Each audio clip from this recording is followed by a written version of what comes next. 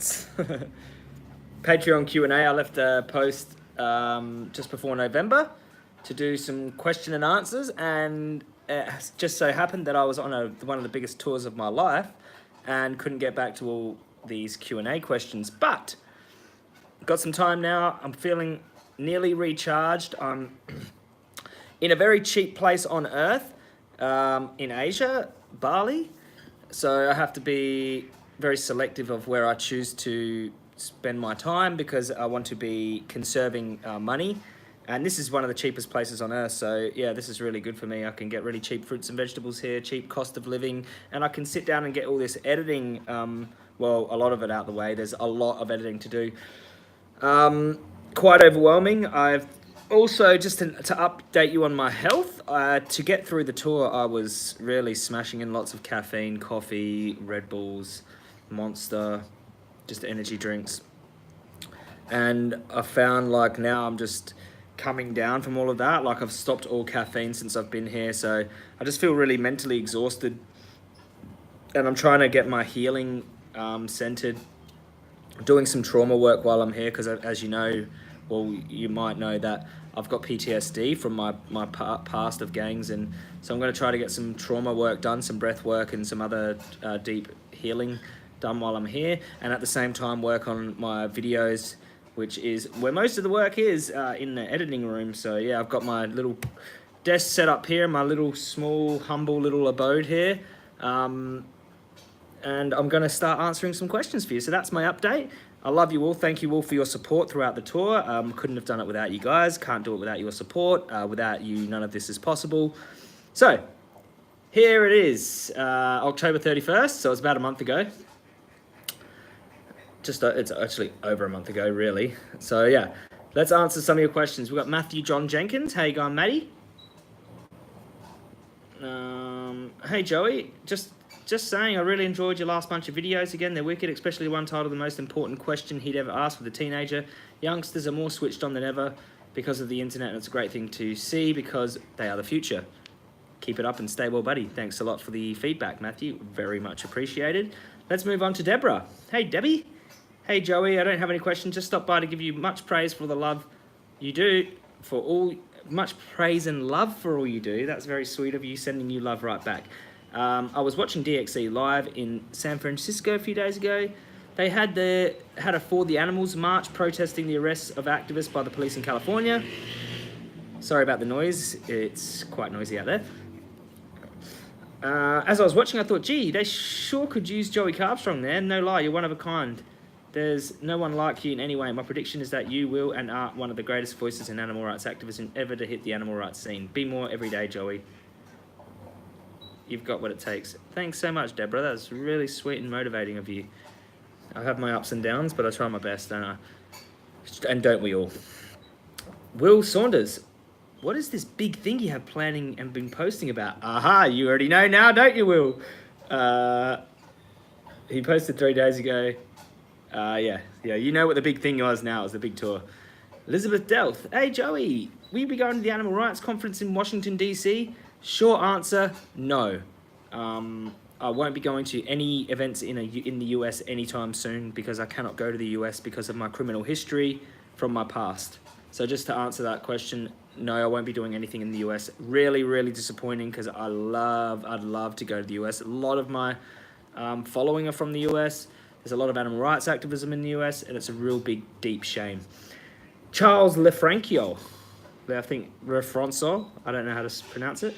Hey, Joey, can you please talk a little bit about your frame of mind when you engage in a discussion debate with a meat eater? I've always been impressed by the way you manage to keep your cool, especially in the face of some absurdly narrow-minded arguments. I don't always keep my cool. How exactly do you deal with strong emotions when they arise in a heated debate, for example? Yeah, okay. So what I usually do, and sometimes I don't, because we're not all perfect, are we? Sometimes emotions do get in the way, but what I tend to do is listen to them, what they're saying, and try to refute what they say and leave them with a follow-up question. It's a tactic that I use, and it keeps me cool, calm, collected, waiting for what they're about to say. Because I have usually got an answer for everything, because I hear the same arguments repetitively. It's really easy for me to keep my cool because I can navigate the discussion. If this was the first time you've heard these arguments, yeah, you could probably get upset. I've heard these thousands of times. So yeah, it's less likely to trigger me emotionally. Some very clever interviewers can trigger me emotionally. Recently, I had an interview with a guy who was just, you know, he was a smart journalist, and he asked me loaded questions, and he got me in a triggered state. But, you try your best, you stay cool, ask questions, think about what they said, ask a question in response, it keeps you cool. There's no need for you to get angry, usually you've got the truth on your side, don't be frustrated. I mean, yeah, be angry of the state of what's happening to animals, be passionate, share that passion, that's great. But in terms of you being frustrated because you don't have an answer, there's always an answer to these questions. Also, remembering that, you're once a meat eater too, so let's stay humble as well. Stay humble. But yeah, the reason I don't get really too heated is because I've heard a lot of this stuff before. So it's just like, oh, mate, heard that one before. There's a thing called responding and not reacting, which is a very important thing to do. I mean, just generally in life, respond to your the emotions that come up instead of reacting. Hey, Joey, I love the passion you have for animals. You sometimes remind me of Gary Yourofsky, and I was wondering if you've ever met him. No, I haven't met him, and yes, I would love to meet him. And yes, he was a big inspiration of mine. And thank you so much, Heather. I really appreciate you leaving that comment. If you could invite 4 people to dinner to sit and chat, past or present, who would it be? 4 people to dinner. 1 would be Gary Yourofsky. Number 2 would be my beautiful girlfriend, Laura. Number 3 would be... I don't know, Nikola Tesla. He'd be pretty interesting to chat to. Number 4 would probably be my dad. He's dead now, but yeah.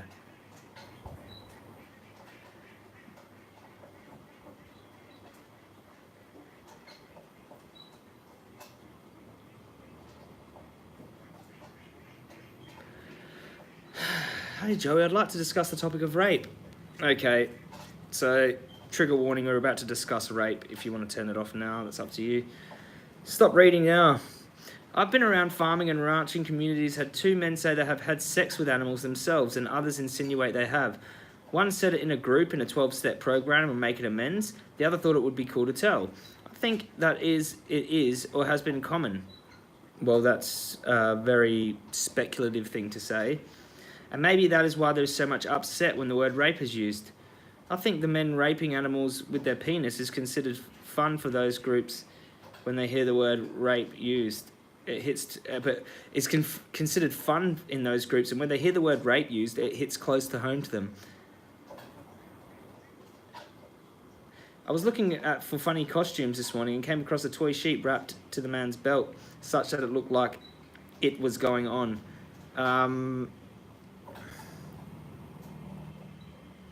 It breaks my heart, it crushes men's heart too when they realise what they have done. I've saved the photo. Look, BJ Vegan, that's a very it's your own insight. It's a very speculative thing to say. I think calling it rape hits close to home because no one wants to be called a rapist. Now, you're suggesting that they've actually had, sex with them with their penis. Look, for me, honestly, there's not much far of a jump from your hand to your penis, really. If you rape someone with your hand, like an animal with your hand or with your penis, I guess you're getting sexual gratification out of the one with the penis. So that's a little bit more on the sick side, but they're both sick. But you are basically speculating without any evidence because you have an anecdote of 2 or 3 people that this has happened. So yeah, I don't really entertain speculation without evidence. I don't think we should. But my take is on it, when you call something rape that most dairy farmers are engaged in, you're basically saying they're all rapists, and no one likes to be called a rapist. That's why they get triggered. Hi Joey, I'd like to ask, and even though what happens to animals is rape.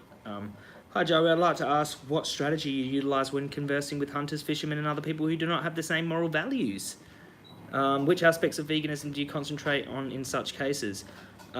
Yeah, so people who kill animals for a living, what I'd like to do is find an animal they care about, apply the same logic that they use to justify killing the animals they hunt to the animal they care about, and ask them what's the difference. Usually they go, oh my God. That's the strategy I utilise. Hi Joey, I'm having trouble finding ethical vegan clothing, especially puffer jackets. Any tips? Google is your friend. Google is your friend. Google is your friend. Ethical vegan puffer jackets. I think there's one that just come out. I think Plant-Based News posted it, or was it Live Kindly? But otherwise, yeah, you can just Google around, my friend. Ask in vegan groups, but I'd really love to be able to say, yep, this vegan jacket right here. Hey Joey, I've just gone vegan literally overnight since watching your videos.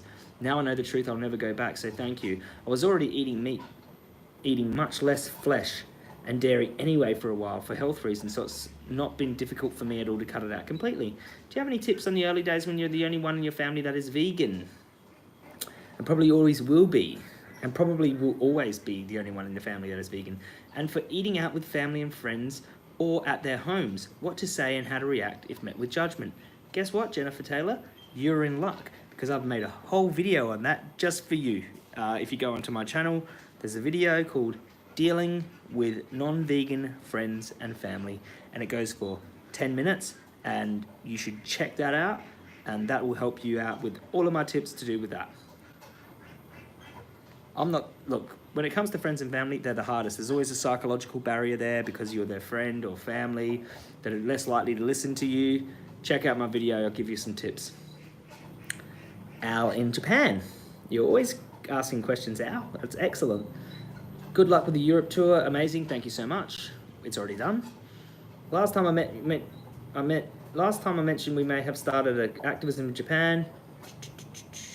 Think it's going well. Japan's a hard place. Very hard place.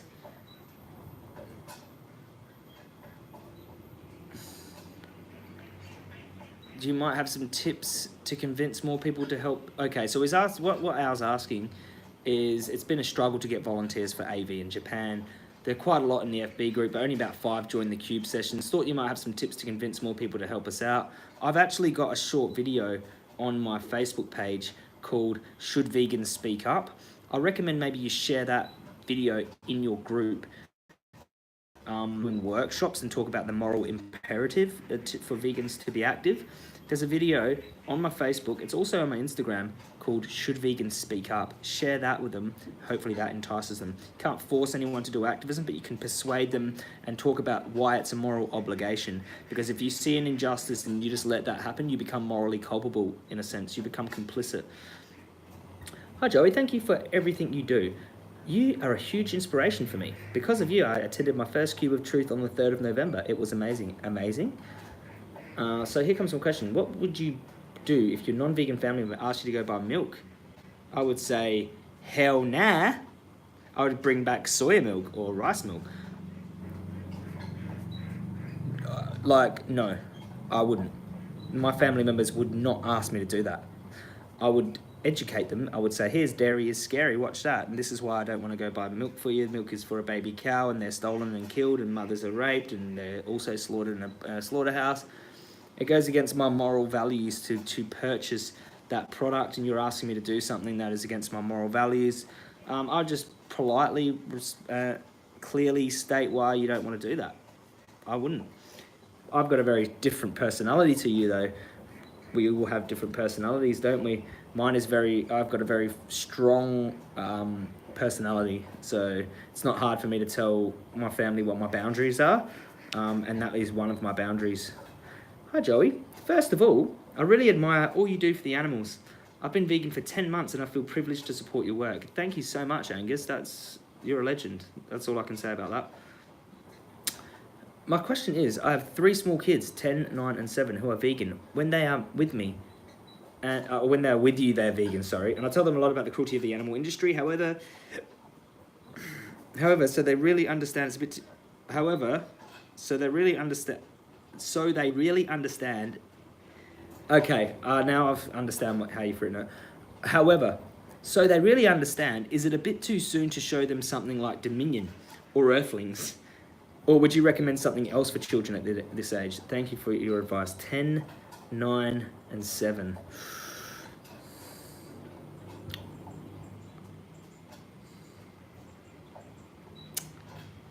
Look, Angus, that's a really tough question. You are their parent. I would leave that judgment up to you. I personally think if you verbalizing what happens to animals isn't enough, I personally think that showing them is the next step. Whether you want to show them the full scale of it, like Dominion, that is a very, very shocking film. It's a very shocking film. Very traumatic to watch. So I would be very careful about what you show a 7-year-old. But if they're just not listening and they want to continue to dine on the corpses of these animals, I would leave that up to you to decide. I cannot make decisions for you about your own children. So you need to measure it. You need to be like, are they taking this seriously enough? You know, like, have you explained to them, really deeply explained to them how much suffering, blood, you know, violence is actually in this food?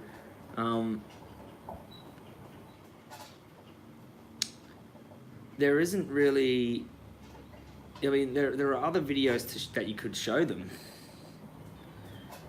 but they're all censored to the point where, like, look, maybe you could take them to a sanctuary first.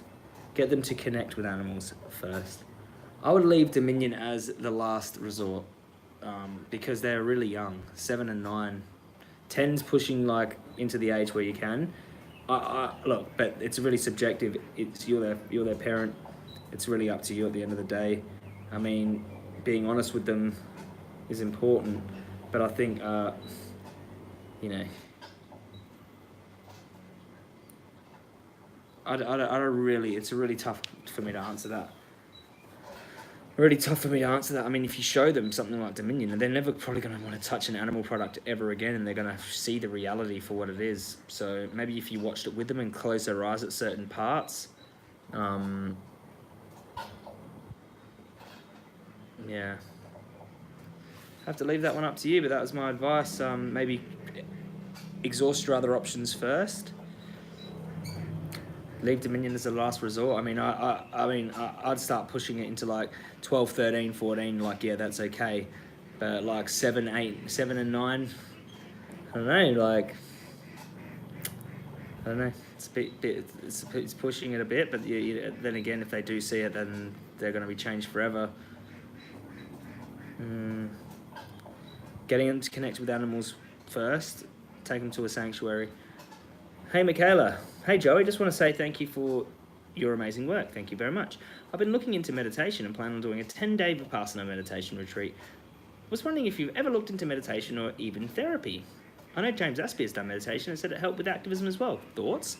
I actually do a 10-minute little meditation on my phone with an app called Headspace.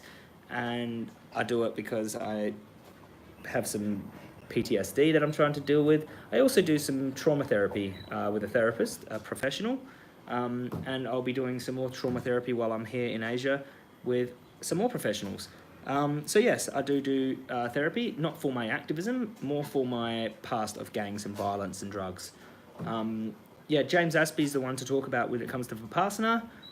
I'm really amateur at it all. I'm really amateur at this self-care thing. I'm starting to implement it more as I need it.